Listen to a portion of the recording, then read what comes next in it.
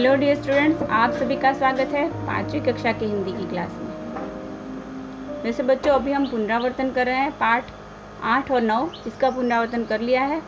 आज हम पाठ 10 टिमटिम आया धरती पर, इसका पुनरावर्तन करेंगे, इसका अभ्यास करेंगे। धरती की तरह ब्रह्मांड में भी अनेक ग्रह और तारे हैं।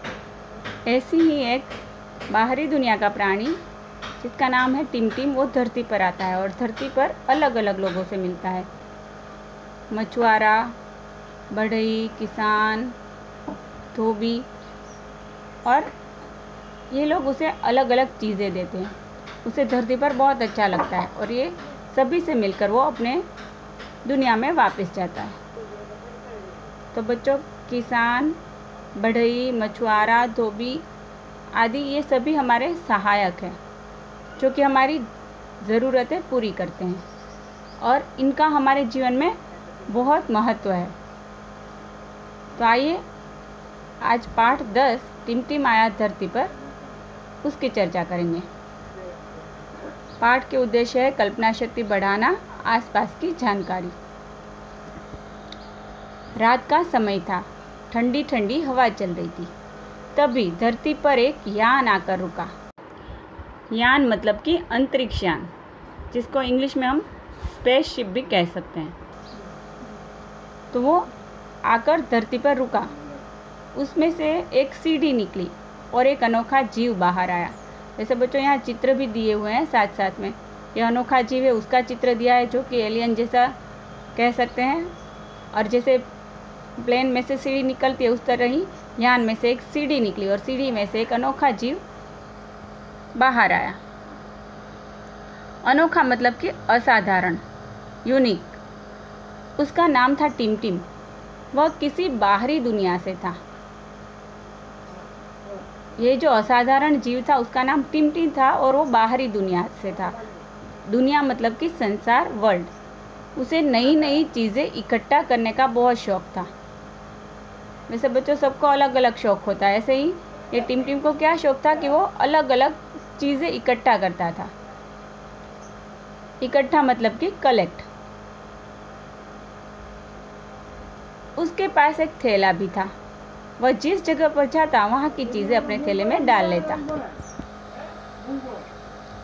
एक दिन टिमटिम एक गांव में पहुँचा। उसे वहाँ एक नदी दिखाई दी। वहाँ नदी का चित्र भी है। नदी को इंग्लिश में कहेंगे रिवर। वह नदी के पास पहुँचा। नदी पर मछुआरे थे।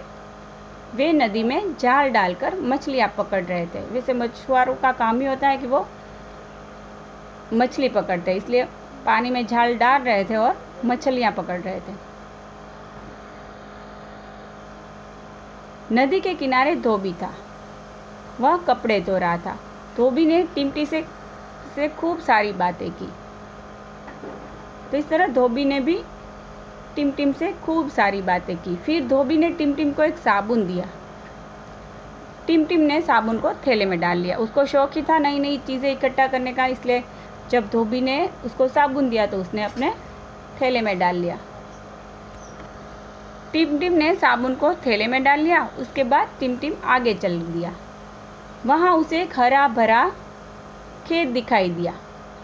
उस समय किसान खेत में बीज डाल रहा था। किसान ने टिमटिम को अपने बारे में बताते हुए कहा कि वह खेत में अनाज उगाता है।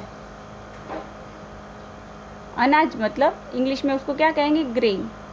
तो उसने बताया कि वो क्या करता है, अनाज उगाता है। चलते समय किसान ने टिमटिम को थोड़े से बीज दिए।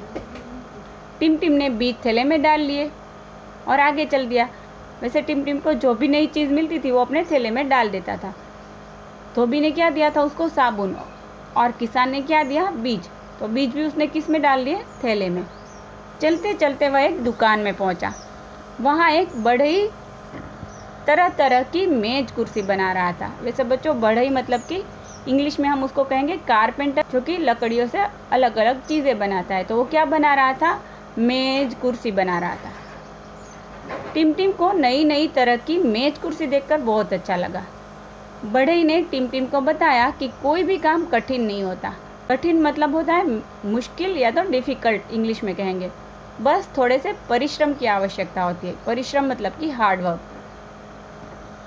आवश्यकता मतलब कि ज़रूरत होती है। वो बताता है कि कोई भी काम मुश्किल नहीं होता है, बस थोड़े से परिश्रम की, मेहनत की ज़रूरत होती है। टिम टिम कुछ देर तक बढ़ई से बातें करता रहा। बढ़ई ने उसे एक लकड़ी की गाड़ी भेंट में दी। अब बढ़ई क्या देता है उसको? एक गाड़ी भेंट देता है। किसकी? लकड़ी की गाड़ी। भेंट मतलब कि उपहार, गिफ्ट। टिम टिम ने उसे भी अपने थैले में डाल लिया। धीरे धीरे दिन ढलने लगा।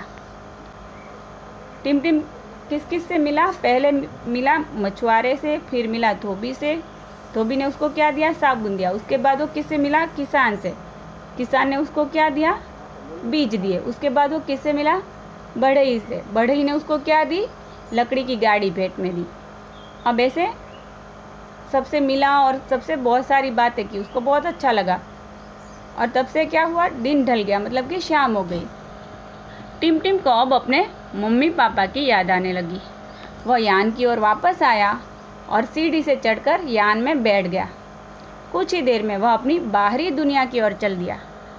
टिम टिम अपने थैले में रखी चीज़ों को देखकर बहुत प्रसन्न था। प्रसन्न मतलब कि खुश, हैप्पी। वो सब चीज़ें जो अपने थैले में उसने रखी थी उसको देखकर वो बहुत ही खुश हो गया था।